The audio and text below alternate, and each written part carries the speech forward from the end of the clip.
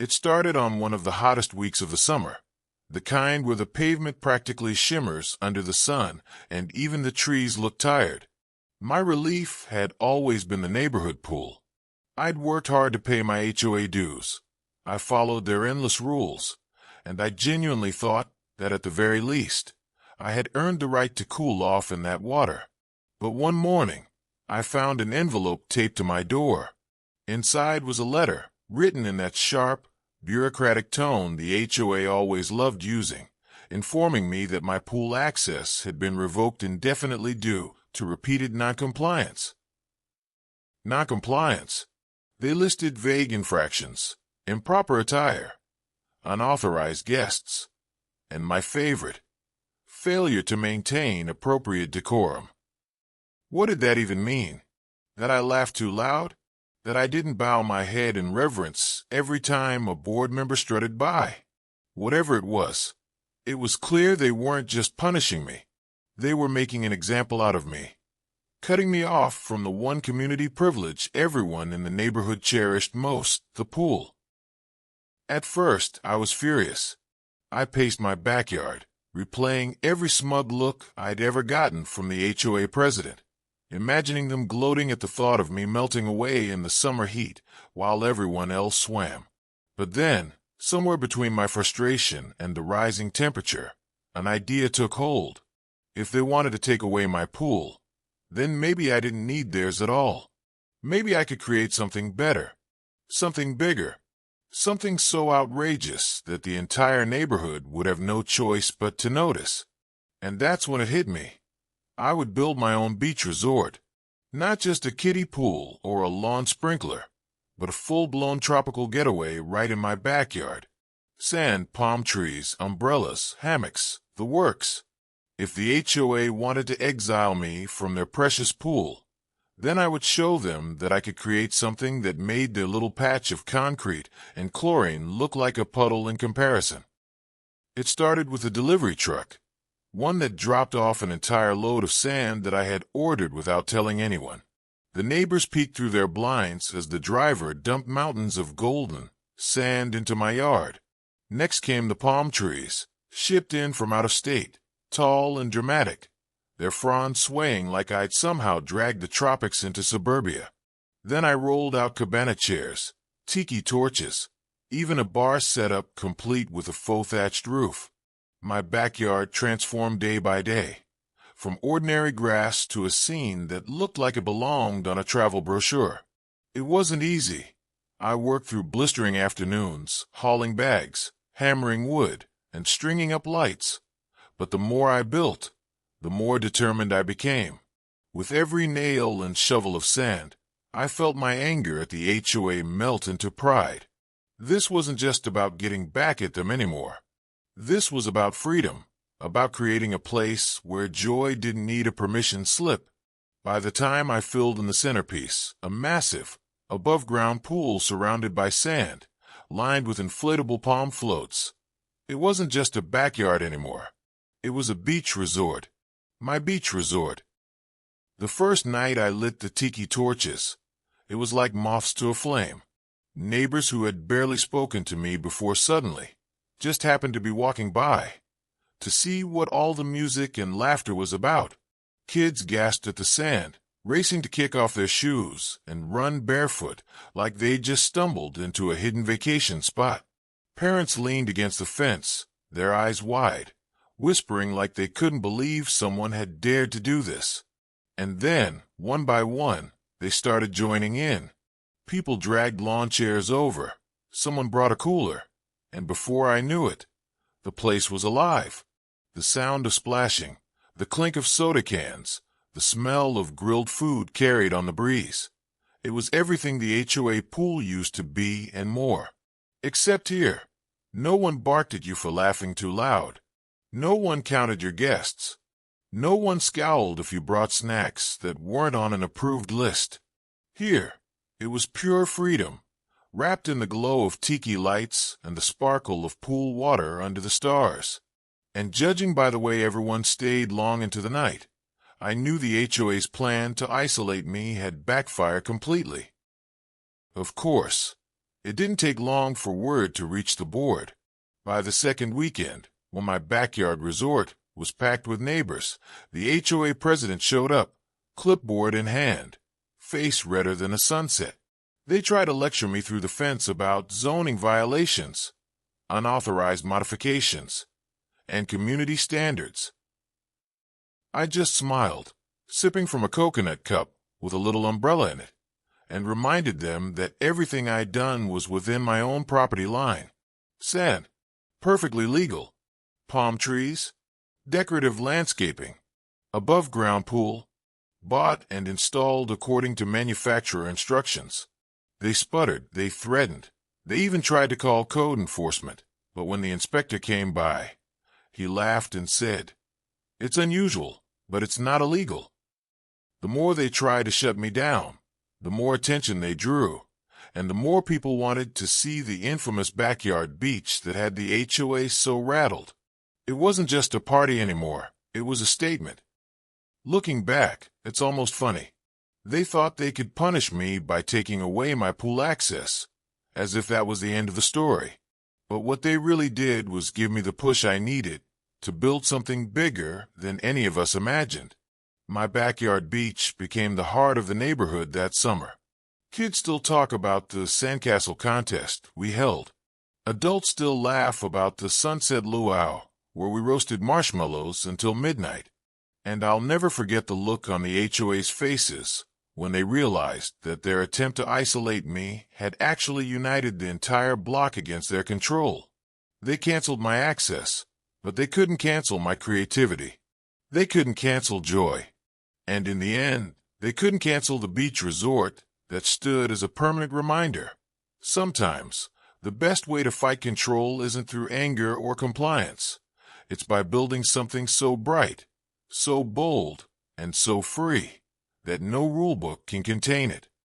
The weeks rolled by, and the backyard resort became more than just a novelty. It became a gathering place, a safe haven from the suffocating rules of the HOA.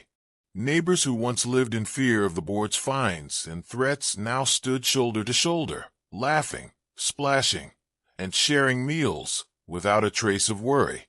For the first time in years, people weren't whispering about what the HOA might do to them. They were openly mocking it. Someone even made a joke about charging them an entry fee to the real pool, and it spread like wildfire. The HOA hated it, of course. They sent more letters. They stomped around with clipboards. But what could they do when every house on the block stood united behind me? The balance of power shifted without a single vote, without a single official meeting. The resort had become proof that their control only existed if we allowed it. And seeing my neighbors finally smile without fear, that was the sweetest victory of all. By midsummer, it wasn't just casual gatherings anymore. It was full-blown events. We hosted a beach movie night, projecting films onto the side of my garage while everyone sat on towels in the sand. We organized volleyball tournaments where kids and adults played together, their laughter echoing into the night. Someone even brought in a small stage for live music, and we danced barefoot under the stars. What had started as one person's rebellion had blossomed into something far greater, a community reborn. Gone were the days of sterile HOA-approved events with polite clapping and tight-lipped smiles. This was joy, raw, loud, unapologetic joy. And every time we celebrated, every time the torches burned and the music played, it was a reminder that freedom doesn't need permission slips, and happiness doesn't belong to a board of directors. The board didn't take their loss lightly. I could see it in their frantic meetings, their endless letters, their desperate attempts to frame me as some kind of reckless rule breaker. They claimed I was a public nuisance. They said I was endangering property values. They even accused me of undermining community harmony, as if the real disruption wasn't their endless need for control. But here's the thing. No one was listening anymore. When the HOA spoke, people rolled their eyes. When they threatened, people laughed. Their words had no weight, because we had already discovered something more powerful than their fines: unity. They could cancel my pool access, but they couldn't cancel the feeling that had spread across the neighborhood like wildfire. That together, we were untouchable. And with every failed attempt to intimidate us, the HOA only dug themselves deeper into irrelevance. Now, when I step into my backyard and feel the sand between my toes, I don't just see a beach. I see a revolution. I see a neighborhood that finally remembered how to live freely, how to laugh loudly, how to push back against anyone who thinks control is stronger than community. The HOA wanted to punish me, to strip me of something simple, a pool pass. But instead, they handed me the greatest gift, the chance to show everyone what freedom looks like when it's built with your own two hands. Long after the HOA fades into history, long after their papers crumble and their signatures are forgotten, my backyard resort will be remembered, not just for the sand, or the palm trees, or the tiki lights, but for what it represented, the unshakable truth that joy cannot be revoked, creativity cannot be fined, and community cannot be controlled. They canceled my pool access, but what they really did was unlock paradise. As the summer stretched on, my backyard resort didn't just remain, it grew. Word traveled beyond our block, beyond our HOA, even into neighboring communities. People who had never once set foot in our neighborhood started showing up, curious about the backyard beach that had become the talk of the town. Some brought their families, others came alone, but all of them carried the same expression when they first stepped onto the sand: disbelief, followed by pure wonder. For a few hours, they forgot about their mortgages, their stress, their 9-to-5 routines. They sank their feet into the sand. They floated lazily in the pool. They laughed under the tiki torches. And they remembered what life was supposed to feel like. It wasn't just a summer anymore. It was a season that rewrote what community could mean. We had turned punishment into a paradise, and paradise into a legend that no HOA rulebook could erase. Even months later, when the sand cooled and the evenings grew shorter, the stories lived on. Kids told their classmates about the time they built sandcastles in someone's backyard. Parents recalled nights when music and laughter carried through the air, like freedom itself. Visitors took photos and shared them, spreading the tale far and wide of a man who turned defiance into joy. And every retelling grew a little bigger, a little brighter, until it was less about one backyard and more about the idea it represented. People weren't just talking about a resort, they were talking about resistance, about community, about the refusal to let rules strip away the simple pleasures of living. What began as my rebellion had become a shared myth, a story that traveled farther than I ever imagined. The HOA had tried to silence me, but instead they had given me the loudest voice of all, the voice of a story people couldn't stop passing down. The board never formally admitted defeat. They never apologized, never said, "We were wrong." That wasn't their style. Instead, they did something quieter, something almost pathetic. They stopped trying. The letters slowed, the visits ceased, and the threats evaporated into thin air. Their silence said more than any speech ever could. They had been beaten not by lawsuits, not by official votes, but by joy itself. And maybe that's what stung the most, that their carefully constructed walls of authority had been dismantled by laughter, by sand, by tiki lights strung between palm trees. They faded into the background, not because they were overthrown, but because no one cared to listen to them anymore. Their power wasn't stripped, it was abandoned. And in that silence, I realized something profound. Control doesn't end when you break the rules. It ends when people stop believing in them. Now, when I stand in my backyard long after the parties have ended, long after the music is quieted and the sand lies still, I can still hear echoes. The sound of children laughing as they buried each other in the sand, the cheers during the volleyball games, the strum of guitars on summer nights when the stars burned brighter than the torches. And more than that, I can feel the legacy. Because this resort was never really about palm trees or water or sand. It was about proving that freedom can't be revoked. Not by signatures, not by bylaws, not by threats. It was about showing that one act of defiance can spark a fire that no amount of paperwork can extinguish. My backyard became a symbol, a reminder etched into the memory of everyone who set foot on it. And maybe years from now, when the palm trees are gone and the sand is just a story, people will still remember the summer the HOA tried to cancel me, and ended up canceling themselves. Time has a way of washing things away. Seasons change, grass grows back over the sand, palm fronds eventually wither.